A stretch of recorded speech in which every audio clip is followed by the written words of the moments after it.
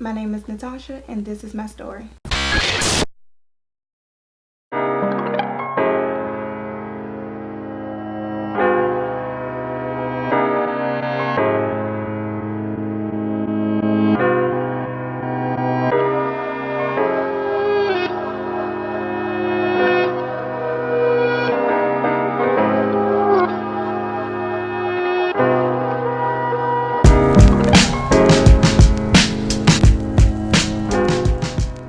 I was born in DC.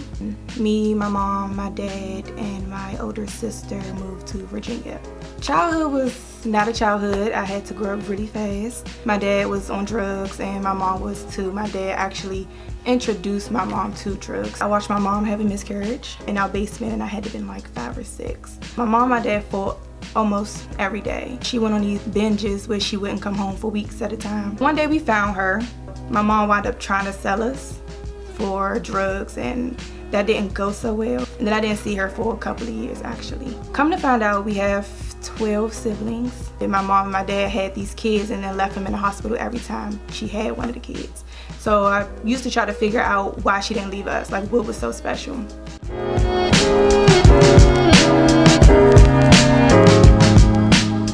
I was like real rebellious. Like I really didn't care about too much. I fought, I stole, I did a lot. I used to like run with hoods and gangs and fight all the time. I never really opened up about molestation until I moved away from my dad. And it was around November 2002. He said, I'm going to the store, I'll be back. I haven't seen him since. I used to be like suicidal, I used to be a cutter. So I used to try to kill myself a couple of times. I starved myself a couple of times. And at this point in my life, I had to been like 12. I didn't think I was pretty at all. People used to be like, oh, she's so dark skinned, her eyes are so big, her lips are so big. So I never thought I was really pretty. That's the point where I started like running away and hanging out and drinking at a young age. I wound up getting pregnant at 15.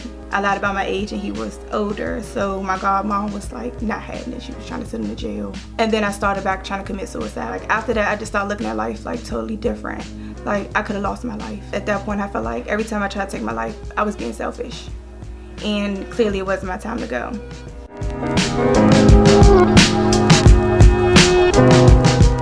I've been doing makeup for 2.5 years now. And like I told you before, I didn't feel like pretty growing up. So I think that's really where it started at.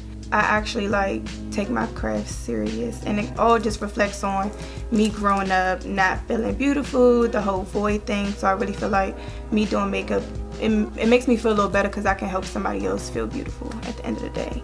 Especially people who don't wear makeup and they just see their face for the first time in makeup, so.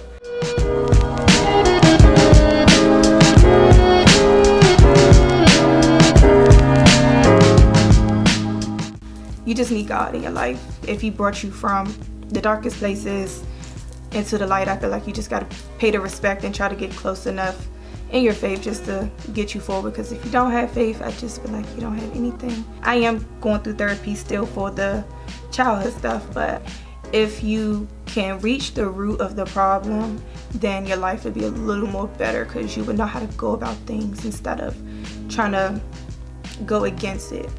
Overall, I think I made it out pretty well, because some people, it's either they make or break them, and I feel like with my upbringing it kind of made me who I am.